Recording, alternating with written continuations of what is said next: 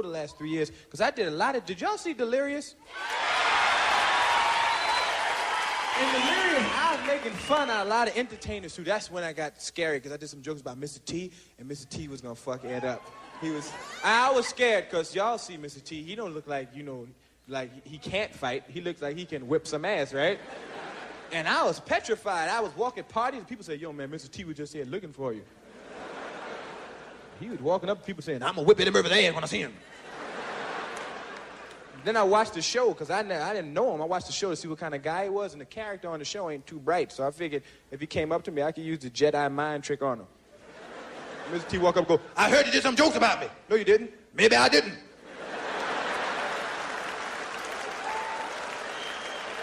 "I'm gonna go beat up the fool that told me them lies." I was scared. I'd be at parties here. He was looking for me. I would just leave because I don't want to fight Mr. T. Then I found out Michael Jackson was looking for me, and I was like, yo, when I found my manager called me up and said, "Yo, man, Michael Jackson is mad." I was like, "So?" Because I fucked Mike up, Mike don't weigh but $105, I bust that ass on Mike. I was looking for but my manager said, we don't know everything about Michael Jackson. He might be this bad motherfucker behind closed doors. He's a recluse, behind closed doors. He might be completely different. And I'd be at a party and have Michael walk up to me one day and be like this. "Can I talk to you for a minute?" "Yeah, what's your motherfucking problem, man?" "Well, how come you keep fucking with me then, huh? What's all the motherfucking jokes? You don't like my clothes? What's your motherfucking problem? You know that Michael motherfucking Jackson, I will bust your ass? Get the fuck out, my motherfucker. I'll moonwalk all up and down your ass, motherfucker. You mind your motherfucking business. I hear some more shit, I'm gonna put this glove up your ass. I'll see you later." That's a dumb, I've been trying for 5 months to do the moonwalk, and I can't do the shit. It's the dumbest dance ever, because I can't do it. That's why I say it's stupid. But how can you do the moonwalk and ask a woman to dance and shit? Be at the party, say, "Hey, baby, come on, let's dance. See you later." Do the moonwalk. That's some stupid shit. Michael can do that shit, though. Michael's so famous. Michael went on television, and everything he says, the public believes. Went on television and said, "I don't have sex because of my religious beliefs," and the public believed it. I know, brothers was like, "Get the fuck out of here." And white people going, "That Michael's a special kind of guy. He's special. I mean, he's good, clean, and wholesome." Y'all believe it? You know how I knew y'all believed it? Y'all didn't get mad when he took Brooke Shields to Grammys. Nobody white said shit. And Brooke Shields is the whitest woman in America. That's Miss America every year. Is Brooke. Fuck who you see with the crown. Brooke, you look up white woman in the dictionary, be a picture of Brooke like this. She's white. And this nigga took her to Grammys, nobody said shit. If I took Brooke Shields to Grammys, y'all lose your mind. Because y'all know Brooke would get fucked that night.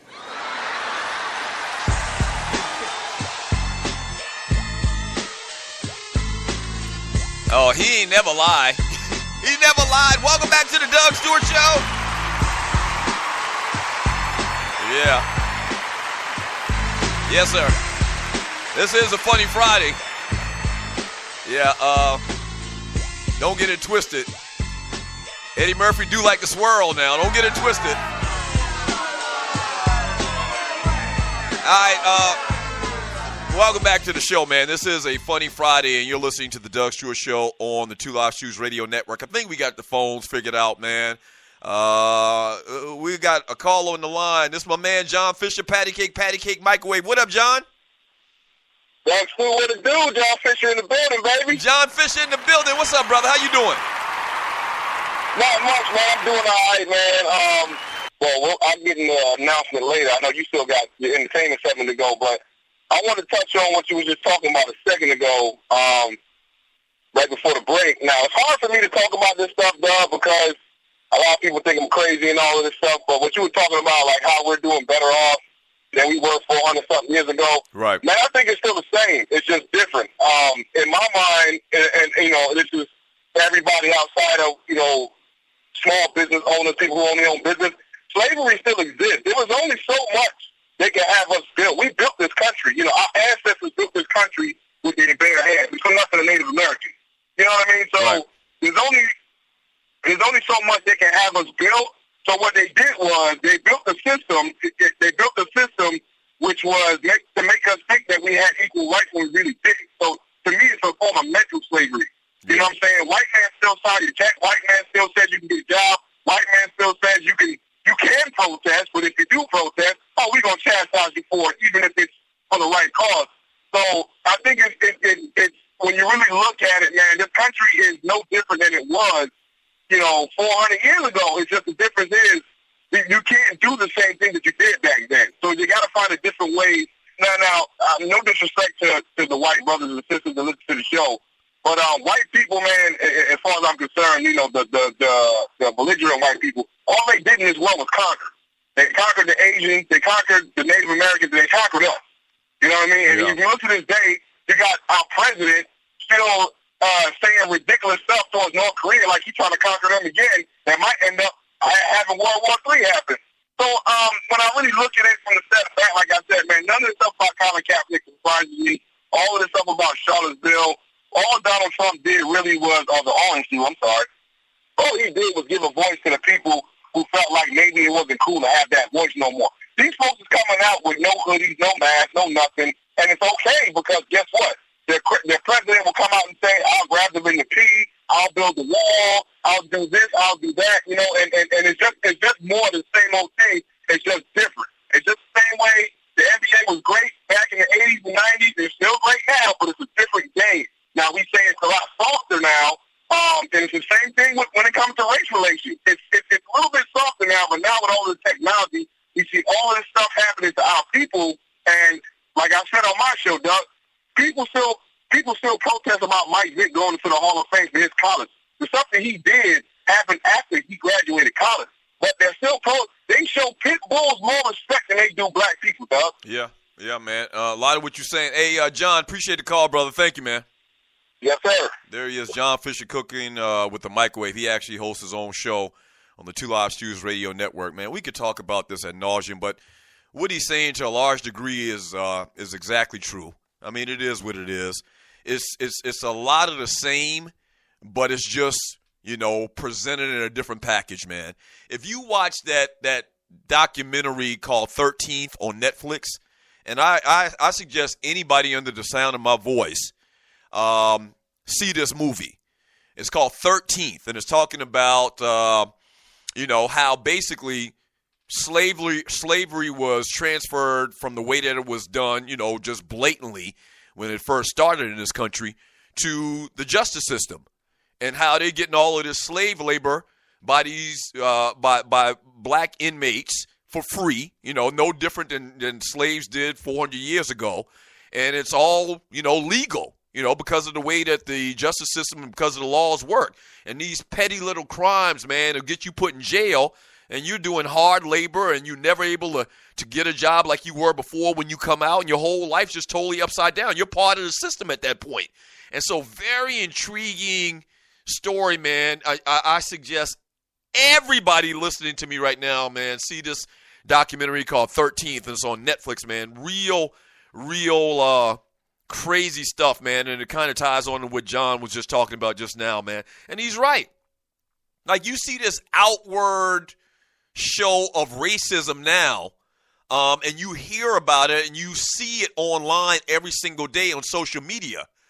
And he's right in the fact that, they used to try to hide it before, with the mask, with the KKK wearing the mask, and people didn't want to see, show their identity. But now what they do now is people go and they make up fake accounts on social media, and they say all of this racist stuff under the guise of some false name or some false profile. But they're still saying it, and they say it, and they just, with no regard, because 9 times out of 10, nobody's going to be able to figure out who it is, but they just say it, and they let you know their true feelings, man. And it's just, and a lot of it has to do with the fact that who's in office.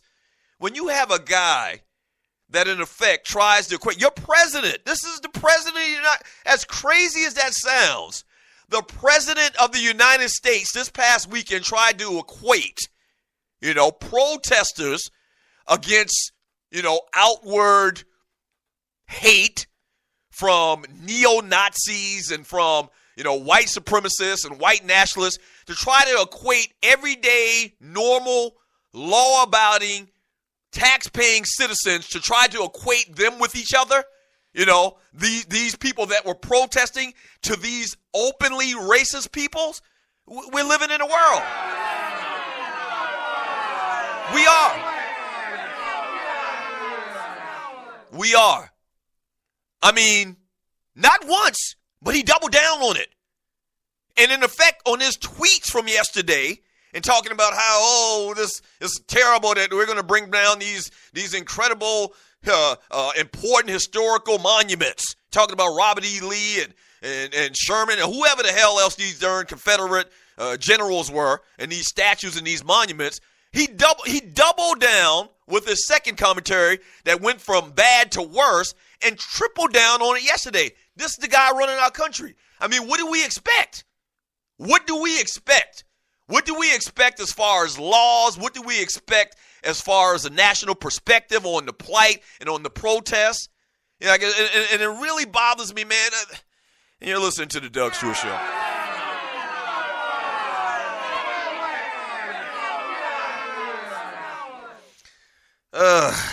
This ain't good for my health right here, man.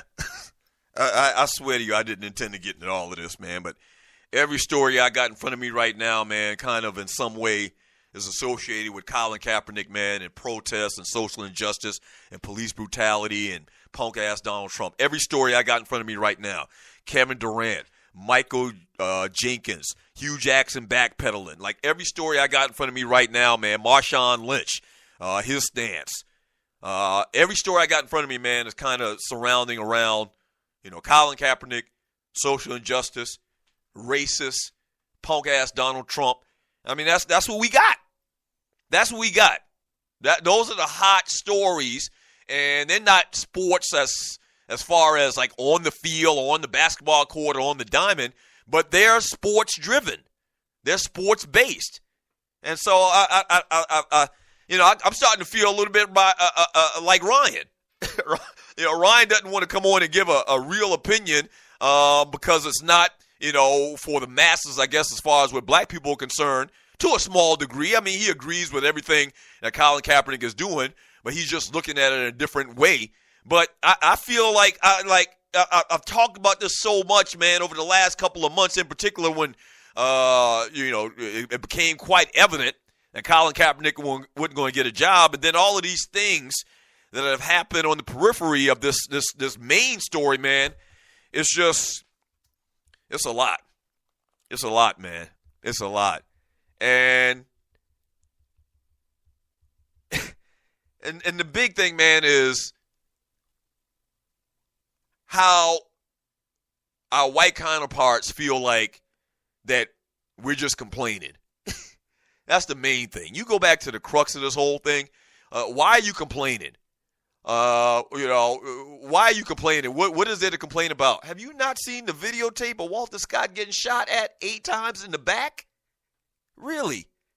Did you think Eric Garner deserved to die the way that he did, sitting in his own car?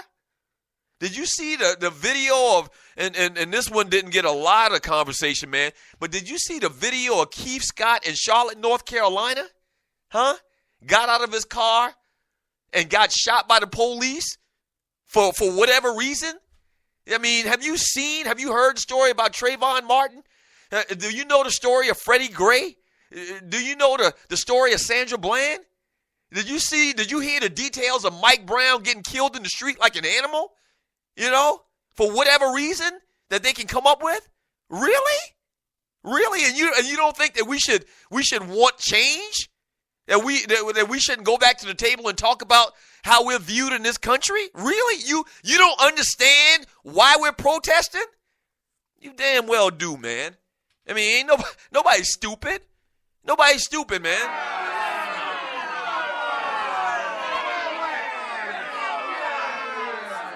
You know exactly what the problem is.